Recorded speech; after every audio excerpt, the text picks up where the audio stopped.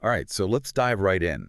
We're going to be taking a deep dive today into the world of media studies. Ooh, exciting. Yeah, and specifically what you need to know for your A-levels. Perfect. Yeah, we'll be focusing on the big four: Okay. media language, representation, those really powerful media industries, and of course the audiences they're always trying to reach. And for this deep dive, we have a real-world example that's absolutely perfect to analyze Yeah. a single issue of the Daily Mirror Oh. from February 1st, 2022. It's not just any random Daily Mirror, though, is it? Definitely not. This edition was right in the thick of the Partygate Oh, I scandal see, yes. with Boris Johnson and the government under fire for all those lockdown parties. I remember it well. Yeah, it was a fascinating time. It was, wasn't it? And this Daily Mirror gives us a perfect snapshot Yeah. of how a newspaper uses language, images, and its layout to present its message, Right. and also how it tries to appeal to its target audience. Exactly. So, A-level students, think of this as your crash course in media analysis. Yeah, exactly. Let's start with the front page. I Yeah. mean, it really is a masterclass in grabbing your attention. Oh, absolutely. You can't miss it. You've got that huge photo of Boris Johnson, and he's looking, well, not exactly remorseful, Right. let's just say. And then the headline, Zero Shame. So short and punchy, but like definitely meant to make you react. That's so interesting, you know, Yeah. because when you think about it, it's more than just a powerful headline. Right. It's about shame as a concept. Ooh. It's a social control, right? You know, really ingrained in our culture. Interesting.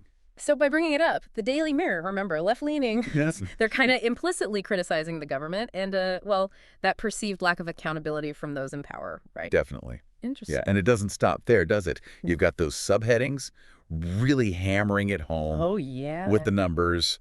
12 parties now probed by cops, 300 pictures handed over. Oh. It's almost like they're trying to create this sense of overwhelming evidence, like a checklist of wrongdoing. You're right. The numbers make it so impactful. It's not just a lot of parties, it's very specific and concrete. You know what I mean? Like undeniable. Yeah, I see that. Yeah. And of course, we can't forget that iconic red masthead, Yeah. red top, and their slogan, the heart of Britain. No, absolutely. It's important to recognize those for what they are. Yeah. A code signaling to the reader, hey, this is a tabloid. Yeah. You know, it's not the Times. Exactly. And the slogan, carefully crafted, positioning the Daily Mirror as the voice of the working class, Right. the champion of the everyday people. Yeah, it's fascinating how all these little details work together to create this image, isn't it? It really is. Now, let's jump to that double-page spread inside.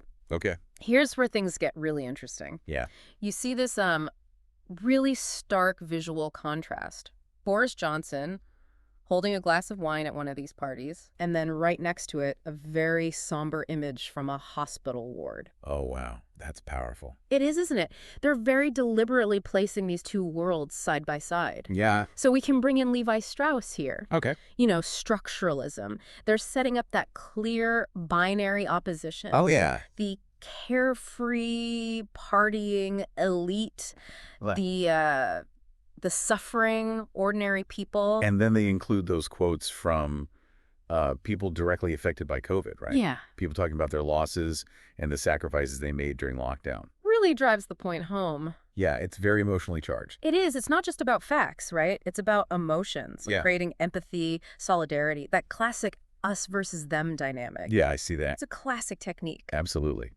So we've talked about how they're using language and images to create this message, but how about their representation of Boris Johnson specifically? Okay, so now we can apply Stuart Hall's theories of representation. Okay. They chose a very specific photo of him, Yeah. smirking, almost defiant. Yeah. And that caption, I'm not going. Right. It all creates this very careful narrative, right? Arrogance, refusal to take responsibility. It's like they're using stereotypes and selective imagery to create this image of him, right? Absolutely.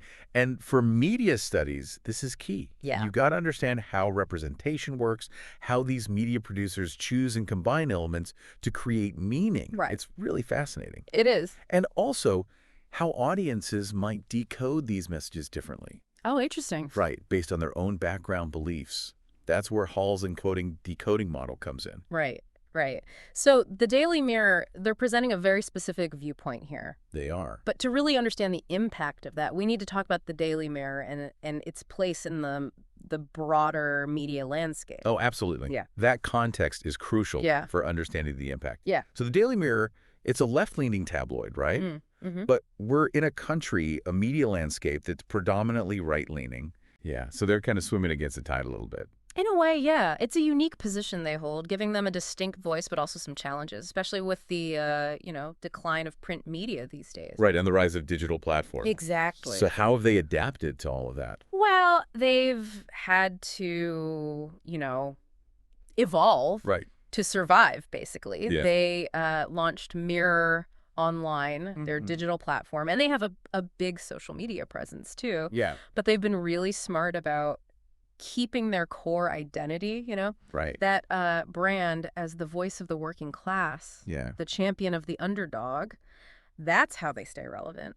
And speaking of relevance, that brings us to their audience, right? Who are they trying to reach with all of this? Primarily working class labor supporters, people who maybe feel like the mainstream media doesn't represent them. Right. Yeah. Their voices aren't heard. So the Daily Mirror's content, the language they use, even the design of the paper, Yeah. it's all geared towards this specific group. So they're tailoring their content to resonate with that specific audience and their values and beliefs. Exactly. And this is where Gerbner's cultivation theory comes in. Okay. It's this idea that if you're, Yeah. exposed to certain media messages over and over again, Right. it can actually influence how you see the world. So if you're constantly reading the Daily Mirror and how they're portraying Partygate, it might actually shape how you view the government or even bigger social issues. Yeah, it's not about brainwashing, of course. Right. But just understanding those subtle ways media can shape our understanding. This is perfect for A-level media studies, isn't it? Absolutely. It's like taking the theories from the textbook Yeah. and applying them In real life. to real-world examples. Exactly. And that's what's so great about it. It's not just abstract ideas. Right. But you can actually see how these concepts play out in the media we consume every day. So we've talked about the language representation, how the Daily Mirror fits within the industry, and the specific audience they target. But we haven't really touched on how the audience receives those messages. Good point.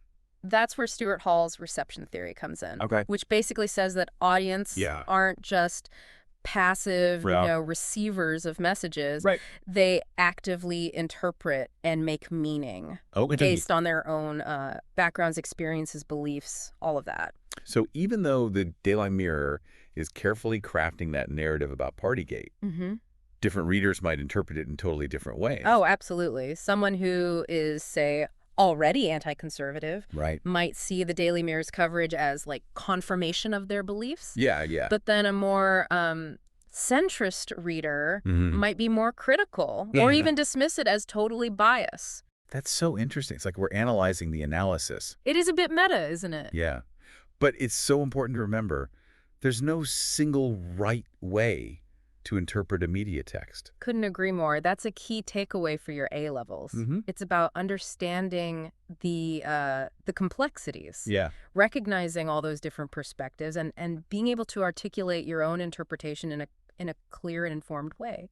Before we move on, could I just say the Daily Mirror isn't exactly known for being, impartial. Right. They have a very clear stance. Yeah, they're not shying away from their left-wing perspective. But that's fine. It's important for news outlets to have different viewpoints. Yeah. The key is transparency, right? If they're open about their stance, then readers can decide, how much weight to give their reporting. So it's about being a critical and informed consumer of media. Exactly. And that's what media study is all about, giving you the tools to analyze, to question, to make sense of all the information. And it's not just about newspapers. Right. Not at all. This applies to all media. Websites, social media, TV, film, everything. A whole lot. Yeah, the principles are the same. Right. Once you understand how those four elements work together, language, representation, industry, audience, you can start to see those hidden messages, the power dynamics in any media text. So for our A-level listeners, what's the most important thing to remember from all of this? I'd say the key takeaway is that media is never neutral. Okay. It's always constructed with a purpose. Right. Whether that's to inform, to persuade, to entertain, or even just to sell you something. It's up to us then, as savvy media consumers, to be aware of those purposes. Yes. And to decode the messages. Exactly. And the more you learn about how it all works, Yeah. the better you'll be able to navigate this complex, ever-changing media world. I think we've covered a lot of ground here. We But have. there's one more thing I want to touch on. Okay, what's that? Well, we've talked about the Daily Mirror as this independent voice, Mhm. but they're actually part of a much larger media group, right? ReachPlick. Oh, that's right. Yeah. And that brings up some interesting questions, doesn't it? It does. ReachPlick owns a huge network of newspapers and websites. Yeah. And it raises concerns about concentrated media ownership, Right. which Curran and Seaton Yeah. have written a lot about. Yeah, the idea that when just a few companies control so much of the media, Exactly. it can really limit the viewpoints. And potentially create bias in Right. reporting. So it's almost like A big issue. another layer of analysis we can add here Absolutely. to our understanding of this Partygate coverage. Yeah, it shows why media literacy is so important these days, Mhm. especially now with information coming at us from everywhere. Okay, so we've given our listeners a lot to think about in terms of the big picture. I think so. But let's go back to the Daily Mirror Okay. and look at some more specific examples Sure. of how they used language and those powerful images to really hammer home their message about Partygate. Right. Let's go back to that double-page spread. Yeah. That headline, Zero Shame. Yeah. That's like textbook emotive language. Oh, definitely. The word shame, it's not just describing something. It brings Right. up all these feelings of guilt, wrongdoing, Yeah, yeah. lack of morals. It's like a direct attack on Boris Johnson himself. Exactly. Not just his policies, but him as a person. And then all those subheadings with the numbers. Oh, yeah. 12 parties probed by cops, 300 pictures handed over. Exactly. It creates that sense of overwhelming evidence. Like undeniable proof. Yeah, very persuasive. It is. And then you have those personal stories from people who, actually followed the lockdown rules. All right. Juxtaposed with the image of Boris Johnson breaking those same rules. It's such a strong contrast. It is so powerful. Those firsthand accounts of people who couldn't see their loved ones Yeah. or attend funerals, And next to it, the prime minister at a party. it really makes you feel that injustice. And reinforces that us versus them, Exactly. which we talked about earlier. And we can't forget that photo of Boris Johnson with the wine glass. Oh, yeah, that one's carefully chosen. He's smirking, looking relaxed. Not exactly the picture of remorse. No, it plays into that stereotype of the out-of-touch politician Yeah.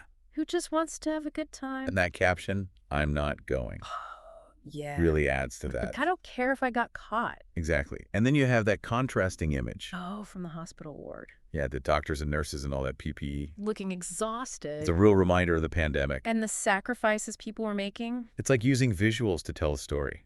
And don't forget the colors. Oh, yeah, the red masthead and how they use red throughout. So symbolic. Yeah, red is often associated with anger, passion. Revolution, even. Exactly. Subtly reinforcing the newspaper's stance. All those choices, the language, the images, the layout, it's all carefully done Oh, absolutely. to create that narrative and evoke certain emotions. It's really fascinating how they do it. So to wrap things up, would you say the Daily Mirror was successful in getting their message across about Partygate? I think they were very effective. Mm-hmm. They used every tool they had. Yeah. Emotive language, powerful images, knowing their audience, Yeah. and understanding their place in the media landscape. It really is a masterclass It is. in how media messages are crafted. And remember, Yeah. this isn't just about one newspaper or one scandal. All right. These principles, Yeah. they apply to all forms of media. So next time you're reading news or scrolling through social media, Keep these things in mind. think about who created the message. What techniques are they using? And why? Because the more media literate you become, The better. the better equipped you'll be to navigate this crazy world of information. And form your own opinions. Great advice.